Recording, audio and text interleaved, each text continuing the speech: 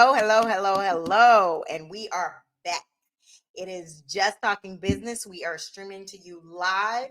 I am Stephanie Van Bark, and I am a small business owner. So today's show, we are talking to an entrepreneur who's been an entrepreneur way back to college days. So I kind of feel like she knew what she was going to do, but we'll just let her tell us all of that. I have to thank Miami Dade or MD or the Miami Dade Economic Advocacy Trust for making this connection. This month, the month of August is the 305 Black Business Month. That means we're in the 305 Miami, and we're really celebrating small Black businesses in a big way. And I had a chance to meet her at the launch a couple of days ago. I guess it was on the 3rd, the beginning of the month. And actually am very excited and have been very excited for this opportunity. So I won't waste any more time. Let me introduce to you to Yasmine Quinones or Hey, Yasmine Q. Yasmine Quinones, whatever is more comfortable, best for you all. And you Hello, actually how had you a doing? you had a podcast where that was your name, right? Yes. It was a talk with Q. So a lot of times, people that know me from that phase of my life, they would address me as Q. They'd be like, Okay. "Okay, look at Q or Yasmin Q, whatever is more comfortable." Well, thank you so much for agreeing to do this. I really do appreciate this. Um, Tell me first of all who you are and what you do. So, hello, my name is Yasmine Quinones. I'm the owner of YQP Cleaning Services, which is a commercial and a residential cleaning company. And even outside of that, we do post construction, we do move in, move out cleanings. It's everything. Only thing that we don't get into is more so like kind of crime scenes, that type of cleaning, all that. That's like a completely different type of cleaning. That's a different industry. But everything under commercial and residential, you call us, it will get done. Okay. Um, I think right before we hopped on this podcast, I asked you how long you had been in business. So I'll let you share that. And then, let's probe, if you don't mind, we'll probe that a little bit because I'm really interested in the cleaning industry. So I've been in business for 2 years on paper, but I started my business when I was attending Bethune-Cookman University. I graduated from Bethune-Cookman in 2017, and I started my business throughout the time from 2013 to through 2017 as a college student that didn't know what they were doing, that just knew I wanted to make money, that just knew I was very ambitious, very driven. I always came up with these huge business ideas. Mhm. I was cooking. Um, I'll be doing catering. Mhm. I didn't even have a license to do this stuff, but my my friends always made jokes about how clean my house would be, and I'll be to the point where I'll go to their house and clean up too because it's just I could not function in a house that was not clean. So at Mhm. first it was a joke, like, "Girl, why you want to go clean people's houses to make money?" And I promoted it in the midst of me doing my 100 gigs. Mhm. And I actually got customers, but I got customers from the aviation school. And those of you that kind of understand the process of aviation school, those are a lot of foreigners. So Ah, they were quicker, they were kind of more inclined to hire me versus my peers at the school okay. and kind of pay me what at that moment I felt I was worth. Mhm. So it started off as that, and I was just kind of I was doing more research into it, but at the moment, starting a cleaning business seemed so huge, and I felt like I'm just a kid. Like Mhm. Mhm. scale of how I wanted it to be at that specific moment, I don't feel like I had the resources and things to do it because I Okay. wasn't as knowledgeable as I am now. So me talking to my parents, they just kept telling me like, "Hey, make sure you finish school," because I was in a band. I had a lot going on. I was a Mhm. psychology major. So I finished school, and I always had this dream that I was actually going to go and file my business and make it for real. Okay. But as time went by, years went by. I had graduated. I started my podcast. I was still doing things like on the side here and there, but it wasn't on the scale of how my business is now. Mm-hmm. Then one day I actually took the time. I sat there one day because I had to make this business plan years ago. It's Hmm. like I was doing all the steps beforehand, but I was scared to Right. actually launch the business Right. officially. So finally, when I did, I didn't tell no one. I sat there one day. I read all I could. I found someone to assist me, and I went and I found my business, and everything just kind of took off from there. Oh, very cool. Very cool. So, okay, there's two things I want to delve into here. Let's start with this one. In my research, I learned that the cleaning services is $75 million business. So it's Mhm. clearly a big deal. That to me was not foreign when you looked at a commercial opportunity, but all of a sudden the residential space started to explode because as you said, foreigners are a little bit more familiar with that. There was a little bit more, I feel like, apprehension when it came to the American audience. What happened that there's been such an explosion in that industry? I honestly feel like it's always been an explosion in the cleaning industry, but I feel like it's something that's always overlooked. So I feel like Mhm. ever since my opinion, what made people actually start to turn their eye and read and do more research on the cleaning industry is COVID. That's my opinion.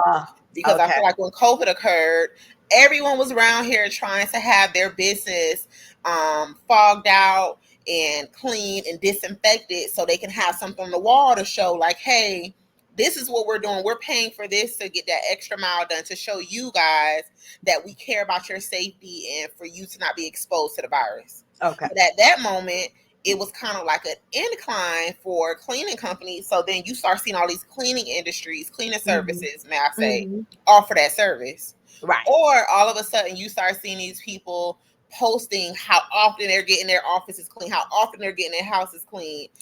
They're going and purchasing all these expensive disinfectants and Hmm. solutions for even for their houses. But I feel like before then, it was an industry that was very overlooked. But I feel like it has always been $1 billion industry because no matter what, at the end of the night, who's the last person there? The janitor. Correct. Correct. So Correct. it's like a lot of times, and people don't understand what I realized. With that whole comment with the foreigners, I noticed when I was in school, us being college students, I think how we looked at a dollar and versus how they looked at it was a lot different because they Right. weren't from there. So Right. to them paying me to do a cleaning, that was nothing to them. But to us being college students and we're from here, we looked at cleaning for a long time as a luxury. All right. Right. Right. And that's Exactly. Exactly. and that's Exactly. something That I'm was really trying to break.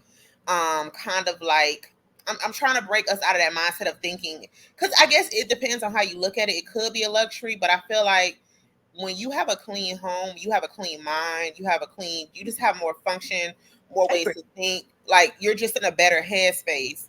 I agree. And I think I if we agree. stop looking at a cleaner as that's something that's like a want and not a need, Hmm. we'll have more time to do other things. I agree. I completely agree. And by the way, I am a convert, even finally, because I had a hard time getting there, but I am. I'm a convert. I believe. I believe. So let's go back to you, and you decided to incorporate and become an official, legitimate, on paper business. What was there a moment you said, okay, it's time for me to get legit? And then have you felt the difference, or can you share what you feel like the difference has been since you made that transition? I guess the staple moment was just based on me doing research because I'm the type of person I kind of overanalyze things before I Hmm. actually do them.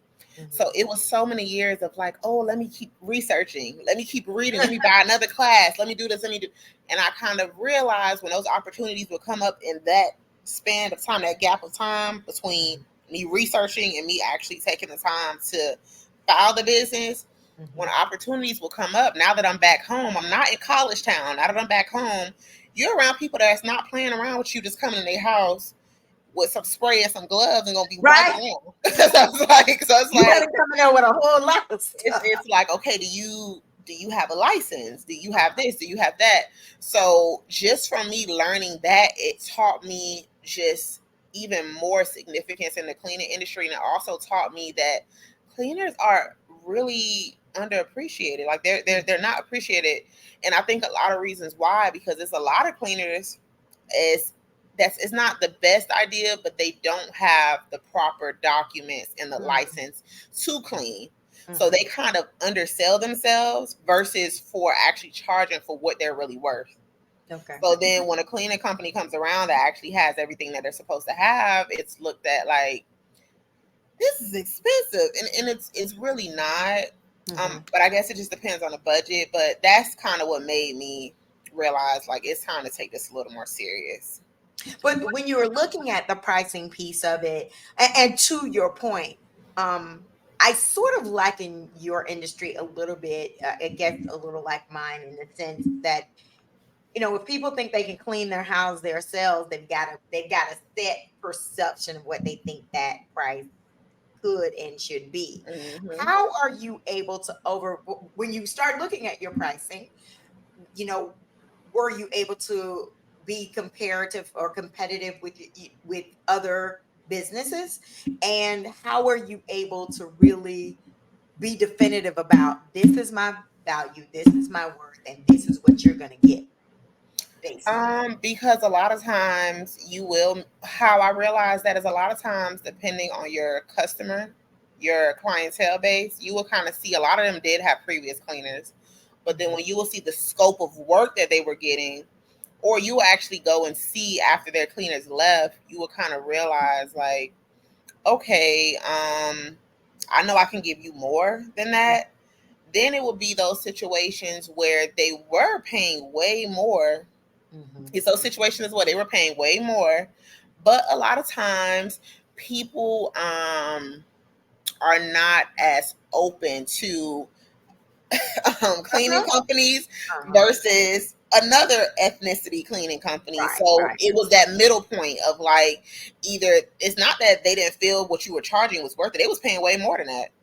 And then right. it'll be that situation where it's like they've been having mom and pop clean their house for so many years that's really not doing a good job, but they're Yeah, not licensed. They don't have the correct credentials. If something was to break in your house there tomorrow, they don't have insurance. But right, they've been cleaning their house for 5, 10 years, and they charging them little to nothing because they know that they're getting away with murder because these right, people are not official cleaners. right, So right, what right, I had to learn is just how to have that middle point. And at the end of the day, I am a business owner, but I'm still human. right. So I And have those conversations with my clients like, what is your realistic budget? What were you paying before? Be honest with me and let me know what exactly do you need done. So at that point, we're going to have that honest conversation, and I'm going to let okay, you know what you're saying is not realistic, or what you're saying, okay, that's realistic, but you're going to get this, you're going to get right. that. I It's have worth that it. conversation with everybody, and I'll constantly tell people all the time, like, I'm not just going to be yelling out numbers. Sometimes Right, people corner me when I'm out, like, hey, I need your cleaners to come do this. Okay, if somebody do this, how much are they going to charge? I'm like, you're not going to corner me to give you a price right, because right. we need We to need to really know have this exactly what conversation. your expectation is. Yeah, Exactly. And that's then fair. at that point, it's like realistically, because I feel like it's not fair to just be hitting people in the head with prices and they didn't Mhm. even tell you their budget, or they didn't even tell Right, you what they were getting before or what they need, because every situation is different. right. Well, what about, so do you have staff, by the way? Yes, I do. So may I ask how many? Right about now, I have 10 staff. So Okay. a lot of my cleanings are subbed out. So I Okay. work with a lot of different cleaning companies, but on call, I have 10 staff. So here's how do you, so like I said, I'm a bit of a convert, and I'm proud to be called. The how do you set your operations in terms of how you disperse your services? Is there a have you set sort of a clear parameter of how you want your staff to work when they are in someone's home, the time it will take, et cetera, et cetera, et cetera? Yes, there is a clear parameter because when I'm hiring, that's why, because I could have had like 50 staff by now, but because Mm, I literally interview people all the time. But once I see that you are kind of like, you do things a certain type of way that won't work in, I guess, the professional industry, it's like I will mhm, give you a chance to see if it's a possibility. And then in some situations, we don't give you a chance at all. mhm. But yeah, it is a certain a set in standards, And I always communicate with my customers because I try to let my cleaners know the customer is always right. We hate to hear it, but Mhm. at times I just try to get them to understand, do not step foot out that house until they have walked around, they have told you Mhm. okay. Mhm. Somebody, because a lot of times our clients leave keys, they give you the house code, whatever the case may be. I tell them, do not walk out that house. And we communicate, my assistant communicates with them, and you just, I feel like once you keep that type of system going, because a lot of times a cleaner is trying to rush to get to somewhere else, or they trying to do something else. And a lot of times it is multiple cleaners on one day. And Right, in right. the past, when we first started, it would be a system where they would fill out a form, and I didn't like that. And I feel like that's not personable enough, because you could just be filling something out just to Just quickly, to because you're say not at right. home, or you at work, or the nanny at the house, or your husband's calling you. We all know how that is when Right. they say okay to something versus us saying okay to something. Right. So I always make sure I physically, I'll verbally speak to somebody and they give me the okay to let me know like everything was good. Because at that moment, it's going to be that point where they're going to say, you know what, I did tell them to move this, or everything was really good. All I told them to do was put that chair back. Everything was good. All I told her to do was she didn't take that last shirt out the dryer, and they do it Okay. right then and there. Or, Okay. and it's a lot of times where it's like, girl, everything was great. I didn't even have to talk to y'all. We go through this all the time. Y'all, so it's just keeping that personable connection so they understand like you're not just paying for a service. And it's a robot. Like, So are you, so when you're interviewing for someone for staff, are you looking at their skill set as a cleaner? Are you looking at their personality? Are you looking at their background check? Or is it a combination of all of those things that helps you it's a identify? combination of all of those things. I have a company that we go through and we background check everyone. Mhm. Even if I just know in the back of my head that I'm going to hire you 100 times, if I could, I'm still going to run a background check on you, Mhm, because mhm. I just do not want any issues. In a lot of industries, you can do those favors where you hire certain people, but I feel like in that type of industry, you cannot, because Okay. that's going to affect me in the long run. And a lot of times when I'm hiring cleaners, I pay attention to like the weirdest things, like how you speak of your previous customers, how Uh-huh. you speak of previous companies you worked for, how you speak of just bad incidents that you've been in, because we all have horrible stories. If somebody Mhm. tell you that their business is 100% good every day, they are lying. Like, so if you Yes. tell me that horrible story and it just sounds like you are putting so much negative on the opposite person, and every story you tell me is going the same way, that's a red flag to me. Right, right, right, right, right. Yeah. It makes me feel like it's zero accountability. And some people don't pay attention to stuff like that. Yeah, yeah, yeah, And yeah. it just makes me feel like, or when you bad talk of your customers, I don't care what I have going on. I don't discuss my customers. I don't. Yeah, I yeah. don't. I could speak very indirectly to my friends, like, hey, this happened, but I won't say nothing bad because that's Right. still my customer. Yeah. And that's So the it's just person that's really sort of paying you and your staff. exactly. So to me, those type of conversations, because I have met cleaners, they were amazing in the interview, amazing. They gave me that positive energy. They gave me, they were hard workers. And at first, they weren't the best cleaners. But Mhm. at that point, I made sure they always stayed with someone until they got to the point where they were able to go off by themselves. Okay. Because at times you can have somebody that's a great cleaner, but they're not a great, they weren't somebody that you would want to actually hire, because somebody could be Right. a great cleaner, but they're going to hurt your business in the long run with their attitude or Right. just the Right. way that they handle situations. Right.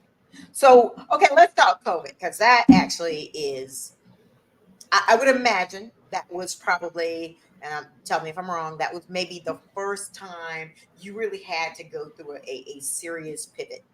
Hmm. Um, how so? Were were there now these new policies or structures or laws in place when it came to cleaning, or how did you maneuver the landmine called COVID when people were terrified to be in the same building with each other? Well, so remember, it's been official for 2 years. So COVID was before that time. So Oh, during, okay, okay, okay, okay. okay, so during COVID, it was just a lot of planning, preparation, content planning, figuring out the exact route I want to go because it's so many different lanes that you could go into with cleaning. Mm-hmm. Like you don't have to just clean a house, you don't have to just clean an office. It's literally so many different industries you can go into. So during COVID, that's basically what we did, and I just really monitor a lot of my favorite cleaning companies that I still like up to this day, Okay. and just saw how they kind of pivoted in that time because that was a crucial time for a lot of cleaning companies. Mm-hmm. And Mm-hmm. a lot of cleaning companies, even though their business inclined with commercial cleaning, their business dropped drastically with residential cleaning. Because Right. who wanted somebody in their house during that time? But I don't care if Absolutely. you came in with a fog mask on. It's like my kids in here, my mom in here. It's like Hazmat I don't suit. care what you come in here with. I will clean this house myself. Hazmat suits. Yeah. So and then a lot of businesses went out of business during COVID. Yes, So contracts absolutely. that they had that were cleaning, marketing, all that they had to lose all that. So it was Meaning kind a of lot of like cleaning companies went out of business. no, not. Oh, Okay. yes, it was cleaning companies that went out of business, Really? but it's a lot of companies that went out of business that had Yeah. huge contracts with cleaning companies. Uh-huh. So it's like, granted, I'm a mom and pop. I probably didn't go out of business, but I lost two really big contracts, and I still Right. have to pay my employees. And it's COVID, and I still got people on payroll. Right. So those Exactly. type of situations came up too. Okay. Did you find a lot of cleaning companies were able to take advantage of the PPP loan opportunities or because I've interviewed some folks that in that cleaning space, but because they're not quote unquote official, they couldn't officially benefit from that. Hmm. Were you aware of some circumstances like that in the cleaning industry? Yes, I did because one of my mentors, she owns a really big cleaning company and she's in Georgia and she definitely benefited from it and a lot of other companies that she mentored. But Okay. I think it was just a matter of what you used it for because even up to this day, I tell people all the time, it's so much free resources out here. You just have to look, I agree. but you can get all of the resources in the world, but if you don't have no sense of direction or what to do with it, it doesn't make any sense. I agree with that. I do So, agree with that. But then talk a little bit about that. I agree with you. That's one of my arguments of the day. Tell a starting business owner, it doesn't even matter what they are doing. What were some of those resources that you have benefited from and how you went about finding oh, it's them? the list is long. But some of the resources I benefited from is me just going to a lot of networking events within my community Okay. and meeting different commissioners, um, meeting different people that sat on different boards for organizations, meeting another organization that's very, very beneficial is FIU SBDC. A Okay. lot of people don't know about it, but it's a free mentorship program through FIU that's for small business owners. And they literally have so many different mentors based on different industry niches. And they Hmm. are very beneficial as well because something that a lot of mentors don't discuss. I'm starting to see more of it now, but when I first started was getting into county contracts. Now that's Ah, something that's starting to be given out, and that's something that we'll be discussing at my conference. But I noticed when I first started, that was an industry that I really wanted to learn about so much, and I wasn't really seeing a lot of organizations talking about it. County and federal contracts. okay. Okay. So that's a good. Do you have any at this point or you're in the infancy stages of getting No, there? but I'm in the phases. I have all of my ducks in a row, but now I just have to be in the point of me actually bidding. And so that's when you say that, meaning you have all of your certification. Yes, I have my certifications. I'm a vendor and everything. I just have Okay. to win a bid. Okay.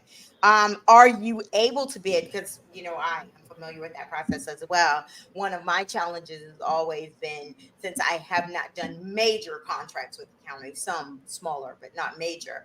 I'm never really allowed to submit as a lead versus maybe a subcontractor. Are you Um, at a point where you could be a lead contractor on a bid or um, have you thought through that kind of thing? yes, honestly, that's something me and another mentor I talk with a lot. We talk about, and I am to a point where I can submit as a lead.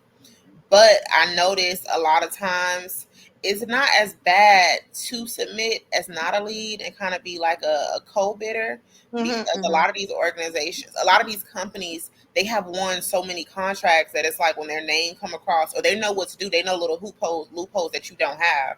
And then Absolutely. it's some Absolutely. certifications that us as small business owners that don't have as many years as they do, we have access to, and it's some certifications that they do that we don't. So Right. I feel like it depends, but I think in the beginning it is nothing wrong at all with you not being a lead, just to kind Okay. of get in there. Okay. Yeah, I agree with that. I do agree with that. And I actually don't have a problem with that. And let's talk about your marketing. Um, I think you've said that your target market is definitely commercial and residential, as well as some other specialty areas. Um, who knew that there was a cleaning company for stuff like murder scenes, but who knew? But it Yeah. makes sense. I mean, and I get why you don't want to do it. I watch a lot of murder mystery stuff too, so that's kind of interesting. Um, but why were you intentional about those would be your areas, and how do you market to them? How do you get them? What's your Um, so in the beginning, when I first started off, a lot of marketing was honestly flyers. Like really? flyers is something that is literally being so overlooked nowadays, but I literally will leave a flyer everywhere that I went.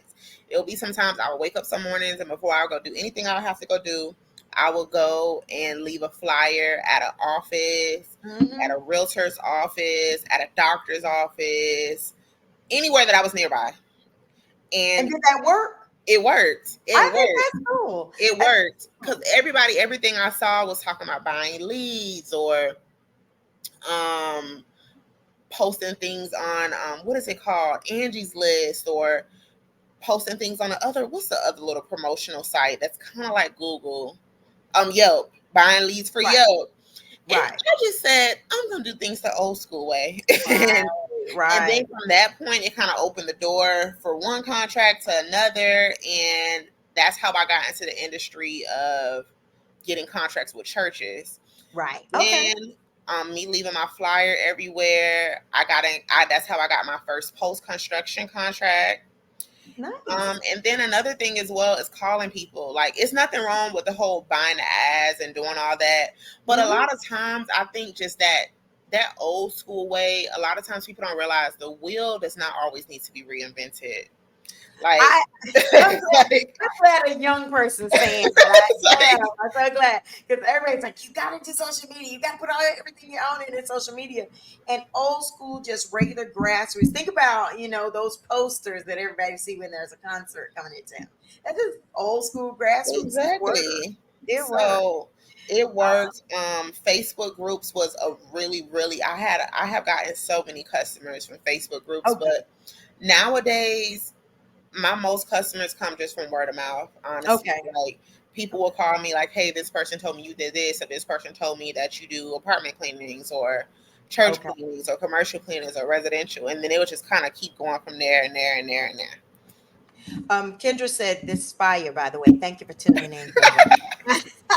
I'm That is assuming one that of my friends. Hi, Kendra. thank you for tuning in. Thank you for tuning in. So before you go, I understand you are about to launch a conference. So I really want to Yes. give you a chance to talk a little bit about that, if you will. Okay, so the idea of the concept came about of a conference is when I first launched my business.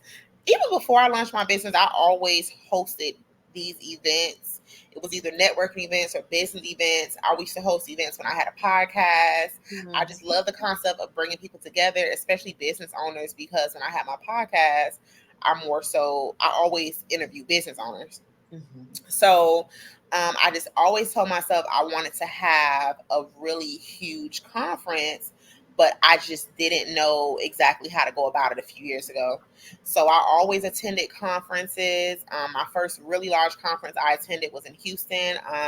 Women CEO Conference. Christy, she's like a really popular mentor. Mhm. And I loved her conference so much. And I went to a few more after that, but that was the first large, on a much more larger scale that I attended. Mhm. So after that, I just read, did research, network as much as I possibly can.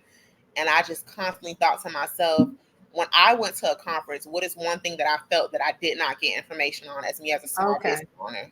Okay. So that's how the concept came about of me talking about mentorship and contracts. But now the conference was supposed to be at the end of last year, but me just trying to be a perfectionist, I'm like, no, no, no, we're gonna push it to this day. We're gonna push it to this Mhm. day. We're gonna push it to this day. I had got in contact with the county and with Miami Gardens, and they loved the idea. But with me pushing it back, before I knew it, I saw all these other conferences coming about or other Mhm. events, and they were talking about the same kind of similar things. Mhm. So with all that came about, it just made me want to network some more and get in contact with other organizations and bring them on. Like, hey, I see that you're doing this at this event. Would you mind coming here? I see you're doing this. And the whole plot of everything was to make sure that it was free and to make sure the resources there were free, because I just thought to myself, me being a small business owner at 20 something when I first started my business, not knowing anything, and it's so much access and it's so much just community resources around us that we really don't know about that's sitting right up Mhm. under us. That's true. So That's I very wanted true. all of these people to come together in one building and just be accessible for small business owners. So what's the date now? It is on August 26th during Black Business Month. We're in August now. It's next Saturday at 11 a.m. And where? at Betty T. Ferguson. Okay. Okay. Okay. Okay. How many people are coming so far that you know of? Right now, we have over 150 people coming. Nice. Nice. So we're going to have vendors, we're going to have speakers. It's going to be light refreshments. So I Okay. really hope everyone just comes out and join and get as much free resource as you possibly can. Network, connect. I'm urging all business owners to come with their business cards. Just Okay. really come with an open mind. And what's the times? The time is from 11 a.m. to 2 p.m. Okay. All right. Um, will there be any speakers or anything like that? Or Yes, we're going to have a lot of speakers. We're going to have speakers talking about community access funding, talking about how to become a county vendor, how to get county contracts. We're going to have speakers there talking about getting business credit. okay. We're going to have different speakers that come out, and we're going to have speakers coming out talking about mentorship. Okay. The president of the Miami Chambers, Eric knows, he's one of our speakers as well. Very nice. Yeah. And we have a lot of really, really great vendors that are going to be there showcasing their products, selling some things. That's the only thing that's going to be there that you have to pay for. But Yeah. everything else is free. Great. I come and support another fellow small business, but Mm. everything else is free. And it's going to be a really amazing event. Kiana Owen said, "I will be there." So thank you, That's Kiana. my best friend. Hi. You got the love and support, right? So Kiana's gonna be there maybe as a business owner and to help her best friend. Yeah, she's a business owner as well. She's dragged you into it. She's dragged you into it. Don't worry about it. My best friends do that to me all the time. It's okay. It's okay. We love you. We love you anyway. So I told you before the show, I will ask, only these types of personal questions. You know how we do business owners. First of all, we always have an idea, and we also have only 24 hours in a day, Yes, but need to do about 30 hours worth of stuff in those 24 hours and still try to sleep. So how exactly. are you managing your day? Oh, how do I? That's a great question. How do I manage my day? I pray. I try to make sure I eat on time. But Oh, honestly, being realistic, when you are a small business owner, it's like you're trying to do 10 things and you're one person. So mm-hmm. what I'm just learning more and more now is to outsource as much work as possible, because Okay. I cannot do everything. And I think that's something that hindered me in the past, Mm-hmm. because you look at your business like it's your child, literally, and you like, oh, this person might take my password and do this, or this person might Mm-hmm. not do this on time. And it makes no sense for you to try to do everything because you're not Mm-hmm. superwoman. I agree. I So agree. just finding a schedule, a routine, sticking with it. And then those days where you're a little tired, you're a little fatigued, this specific task took so much longer than now. This task is taking too late for you to do it, and you got to still get up the next morning. Don't beat yourself up. And Right, most right, right, importantly, like, right. pray and keep your faith, because I think a lot of times we think that we are the battery in our back to do things, and that's not true. Yeah, yeah. So It wears just you out. exactly, And there's a mental side to it too, that you're just like you're beating up your body and you're beating up your brain. So it's like exactly. it's just it's abuse. It's abuse. So wait, I did want to know though, how many clients can you do a day? It depends because once again, a lot of my business is subbed out. So it's possible we could do 10, 20 clients a day.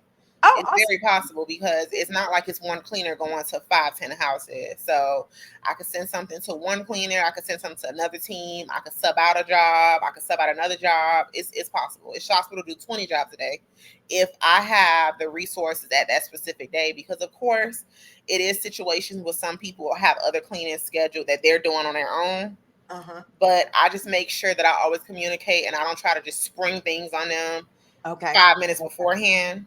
But Right. it's Right. very possible to do that. Which is to your point at your conference, if you could do a session on how to brainstorm outsourcing, that would be huge. I definitely come to that because I Ooh, I'm gonna let am me write that down for the next event. that is that's something I gotta do. I gotta pray about that. I gotta work on that one. I gotta work on that one. So what's next for you? Where is because it sounds like your business is doing very well. Hmm. So what scale for you? I think the scale for me is what a lot of people are afraid of, and it's completely leaving residential alone. And so, Whoa. yes, and solely doing commercial. Residential, it has been lovely. It was beautiful to start off, but I feel like the direction that I want to go in the future, I want to strictly do commercial. Wow. Not now, so I hope nobody's on Don't here now nobody thinking leave. like, yes, but I just feel like in order to be on that type of, I guess, on that scale of how I want my business to be, and Mhm. just the type of clientele I want my business to have, I think it just needs to be strictly commercial. So I've been trying to prolong that day when it's like I completely cut it off, but I Right, know one right. day it's gonna happen. Is a part of your transition strategy? Is there a transition strategy of how you ultimately Yes, there is. You know, I always have tricks in my bag, but I think it's just the only reason it's been prolonged to actually put the strategies in place because you start to kind of build a relationship with some clients. And Mhm. then it's those clients that they always calling you and referring you to other clients, and it's mainly residential.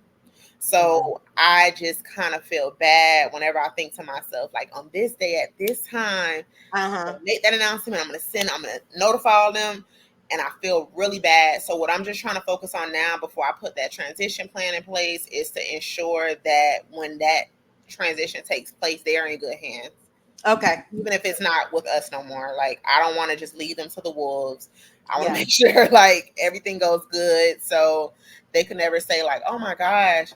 I hate when I meet people and they just tell me their cleaners just abandoned them, Right. or they just stop answering, or they just, and they're like, they were our cleaner for 5, 6 years, or this person been doing this for 3, 2 years, and at that point they feel they're not comfortable. They don't know if they should trust you to come Right. to their house. They don't, and I hear that Right. story so much. So, I just have a friend I talked to who has had a cleaning woman for 20 years and she mhm. just left her. And so she was like, I don't mind telling you, I was a little bit hurt. I was a little bit Yes, I've heard that story so many times. I've heard it, and I feel bad. I just be like, you know what? I don't want it to be like that. So Mhm. I want to Also, ensure because they're some of in those good hands. residential folks could be in some of those companies that you don't need to transfer Exactly. the information Exactly. of the problem. Well, I want to thank you so much for tuning in today. As I mentioned, the pivot plan. Well, since you weren't affected really by COVID, is there a time you've had to completely pivot because of some things that are going on in your company? Um, I guess the pivot would have been I guess the pivot would have been when just a crucial time in my company when a lot of our contracts were just not in a position to afford it. And it Oh, seemed that's like when that happened, it happened at one time. okay. So it was like back to back. And of course, it wasn't all our contracts, but it just was like a lot of our really big contracts. And a Mhm. lot of them end up coming back, or they referred us to even bigger contracts. But it was just very hurtful at that time because I'm just Okay. like, that's just business. It's kind of unpredictable. Right, And then I went right, through a point of time with my business where I was just really like, I'm over this. Like right, this is not what I expected. It's like the sun is out and then the clouds come and the storms come, and then right when you just about to give up, the sun come out again. It's like business is so just up and down. So Definitely got to keep it keeps you on your toes first off, but it definitely puts yes, you in a position where you know you have to start figuring out how how to protect yourself during those ebb moments, which is always because just when you think you've got the ebb moment, it changes on you. What do you do? exactly, exactly. Before you go, please tell us how we can find you. Also, how you can find me, our cleaning Instagram is YQP Cleaning Services. We have a TikTok, we have a Facebook. My LinkedIn is Yasmine Quinones. It is my full name that's right here, spelled the same exact way. The event for the CEO conference is on Eventbrite, and it's under Eventbrite under CEO conference. I will send the link to you. Yeah, I'll share it. And you guys can register. It's free tickets. Make sure you get there on time. And I really hope to see you all next Saturday at 11 a.m. And I will share it with everyone as soon as she gets it to me because I would love Okay. to make sure our audience has a chance to check it all out. Well, thank you so much. And thank you to all your friends for tuning in. I hope you'll come back again. And I'll touch base with you really soon as well. Okay. Thank you. And it was really nice. And I really appreciate you for the opportunity, Thank you. Stephanie. Thank you for agreeing. Thank you for Okay. agreeing. No problem. So, everybody, I want to thank you so much for tuning in again. As I said, she was going to be bringing some good information about small business ownership, especially in the cleaning industry. And I think I think we can kind of apply some of the thoughts and ideas that she was saying to our own businesses. So I'm very excited about having had that guest on. I will make sure we keep you informed about her event, as well as about her services. Thank you again for tuning in. We'll see you again next week, Thursday, 5:30, with another powerful interview. And we hope to talk to you soon. Have a great day.